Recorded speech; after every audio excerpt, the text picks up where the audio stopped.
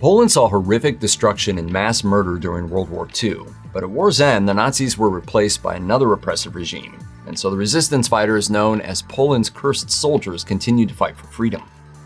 Let's start back at the beginning here. By 1944, the Red Army had the Germans on the retreat back to Berlin, but many in the Polish Home Army, called the AK, feared a full-fledged Soviet takeover was on the way, so on July 31, 1944, they launched an armed insurrection in Warsaw. The uprising was meant to free Poland first from the German occupiers, restore Polish sovereignty, and place themselves on equal footing with the Soviet Union. The AK counted on the Soviet Union's willingness to help them oust the Germans, but Stalin had other plans. He wanted to weaken Poland's resistance forces, so he ordered his army to delay the city's liberation, which resulted in additional Polish deaths. After 2 months of continuous battle, Warsaw was marked by piles of bodies and a shell-shocked population. The AK surrendered in defeat on October 2, 1944, and on their way out of the country, the Germans destroyed the city. Stalin quickly established the Soviet puppet state in the desolate Polish capital. The NKVD, or Soviet Secret Police, were dispatched to infiltrate the Polish underground. Using intelligence obtained by partisans with communist sympathies, the NKVD targeted leaders and civilian collaborators of the Polish underground movement with great success. According to some estimates, between 50,000 and 60,000 civilians were forced into Soviet labor camps. The Polish Home Army officially disbanded on January 19, 1945, although Stalin wasn't convinced the fight was over. A month later, at the Yalta Conference, Winston Churchill and Franklin D. Roosevelt gave control of Poland to Stalin. By March, the Provisional Administration of National Unity became the face of Soviet-controlled Poland. The new regime invited resistance leaders to a conference where they were imprisoned, tortured, and shipped off to stand trial in Moscow. Stalin was winning. Surviving Polish partisans were outraged by Stalin's plan to establish a new Polish state in his image and his purges of troops who'd helped the Red Army push the Nazis out. This tactic backfired, paving the way for the cursed soldiers to rise up. We have women in the army now. We'll get children. If we have to. When bands of Polish troops were tracked down and killed by Stalin's troops, many partisans took up arms, using whatever supplies and weaponry were left over from the war. Since Home Army soldiers were being rounded up and eliminated en masse in newly Soviet-controlled cities and towns, many resistance fighters retreated into the forests. At their peak, the estimated number of partisans was 20,000. Given that the Red Army and Stalinist sympathizers vastly outnumbered these soldiers, they are remembered as the Żołnierze Wyklęci, the cursed or doomed soldiers. Due to their legendary resilience and defiance in the face of an insurmountable enemy, they are also known as the Żołnierze Niezłomni, or indomitable soldiers. The partisans formed an effective clandestine network that served as a thorn in the Soviet side by resisting the Sovietization of Poland. Between 1944 and 1947, these rebels conducted a series of hit-and-run strikes against Soviet forces and the secret police. Their primary strategy was to kill key Soviet commanders or informers, or to release captured brethren from NKVD torture cells and smuggle them out of the country. They would attack Soviet military installations or Red Army garrisons, then disappear into the sanctuary of the forest. But many lives were lost in these brazen assaults, and by 1947, they'd taken a severe toll on the partisans' numbers.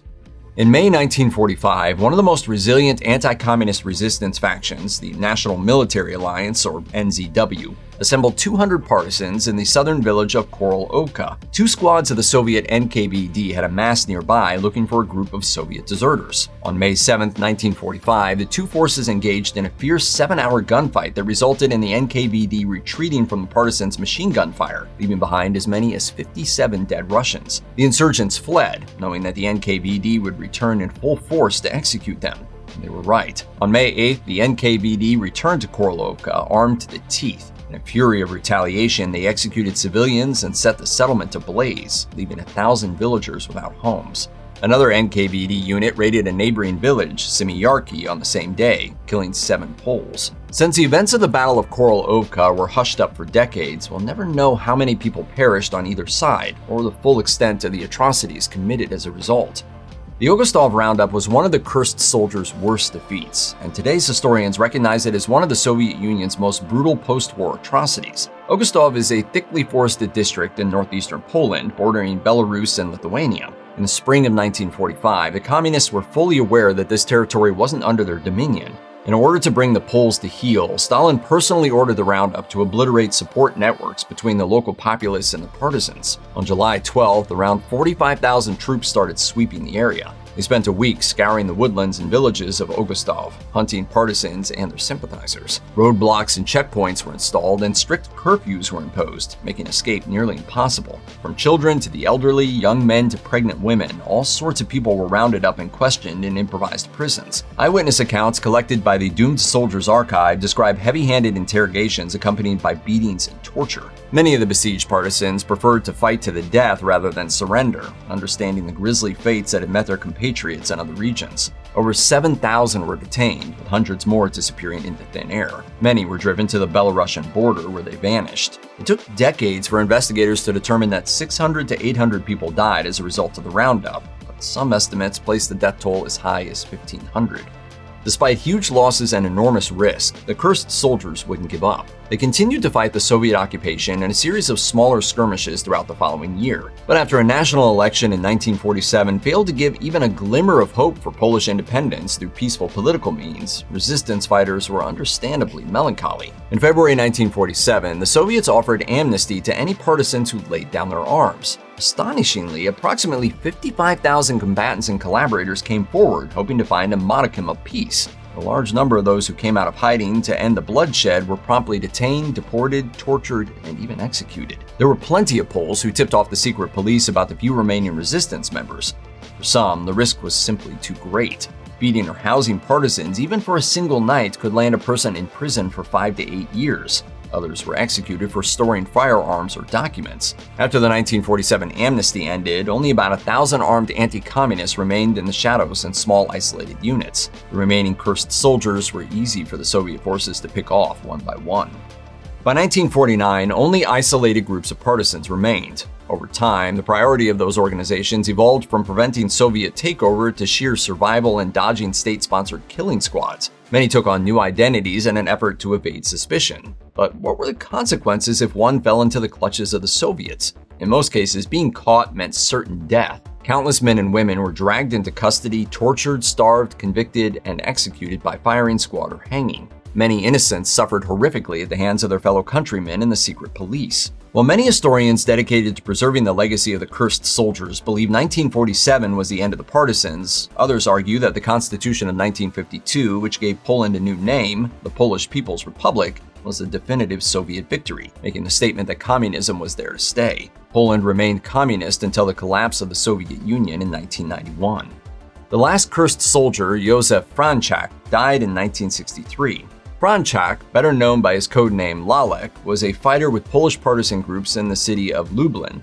Like many of his contemporaries, he took part in anti-security strikes and assassinated informants. As the new regime set about eliminating the surviving partisans, Franczak spent the last decade of his life looking over his shoulder. He managed to survive thanks to a network of sympathizers. Franczak often sought sanctuary in the countryside with ordinary people who helped him despite the risk. But in 1963, the secret police tracked Franczak down after an informant successfully infiltrated Franczak's network of supporters. On October 21, 1963, the farmstead where Franczak was hiding was surrounded by 37 state police. Lalek opened fire on the communists, refusing to surrender. He was mortally wounded in the ensuing shootout. At the time of his death, the last living Polish partisan was 45 years old. He'd eluded law enforcement for 18 years before his last stand, outliving Joseph Stalin by a decade. Today, a monument to Franczak stands in Piaski, and he was featured on a national postal stamp in 2022.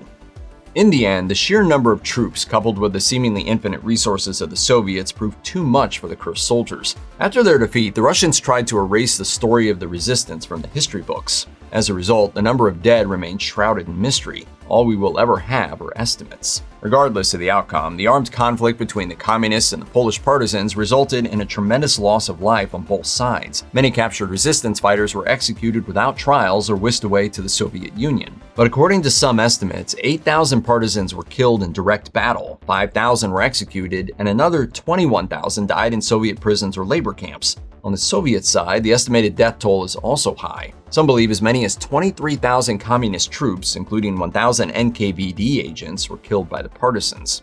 Despite the temptation to paint the plight of the cursed soldiers as a David versus Goliath scenario, the legacy of these anti-communist rebels remains controversial. Since the Soviets sought to erase the cursed soldiers from history, many sources have been lost. There's still much to learn about them. In nearly every armed conflict, innocent bystanders are often caught in the crossfire, and this was no exception. A classic Soviet tactic for dividing their foes in Eastern Europe was to increase partisan paranoia, which often led to large numbers of civilians being murdered as suspected Soviet informants. These brutal reprisals and war crimes committed by cursed soldiers against innocent citizens in Lithuania and Belarus have brought controversy to efforts to commemorate the cursed soldiers. Nonetheless, the partisans continue to be positively regarded in Poland. In 2011, the Republic of Poland officially declared March 1st a public holiday in honor of the cursed soldiers. And many historians are intent on keeping the story of the struggle for a free Poland alive, but the actual scope of the partisan suffering remains hidden in plain sight, as new victims are continually discovered buried in unmarked graves.